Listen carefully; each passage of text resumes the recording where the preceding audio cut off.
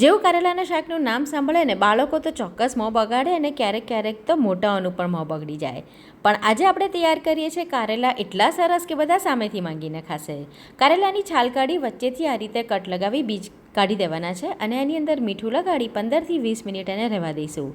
થોડો ચાનો લોટ આપણે શેકી લેવાનો છે. વઘાર માટે આપણે તેલ ગરમ કરવા મૂકીએ, એની અંદર આપણે વરિયાળી અને હિંગ નાખવાની છે.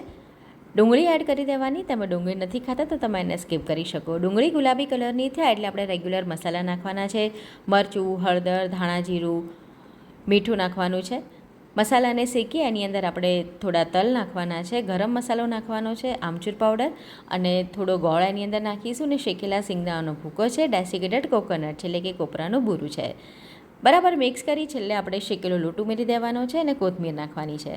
બરાબર મિક્સ થઈ જાય પછી આપણા જે કારેલા હતા એને આ રીતે હાથેથી જ નીચોઈ પાણી કાઢી દેવાનું છે અને એની અંદર આ મસાલો સરસ સ્ટફ કરવાનો છે. સ્ટીમરમાં આપણે એને 5થી 7 મિનિટ માટે અથવા તો એક વિસલ આવે ત્યાં સુધી પ્રેશર કૂક કરી લેવાનું છે. અને પછી ફરીથી આપણે વઘાર માટે થોડું તેલ લઈશું અને એની અંદર આપણે હળદર નાખવાની છે, લાલ મરચું પાવડર નાખવાનો છે. બસ હવે આપણા તૈયાર જે સ્ટફ કારેલા છે એને એની અંદર કોટ કરી લેવાના છે. તો એકદમ ચટપટું મસાલેદાર કારેલાનું આ શાક જેને નહીં ભાવતા હોય ને એ પણ સામેથી માંગીને ખાશે એટલું સ્વાદિષ્ટ બન્યું છે.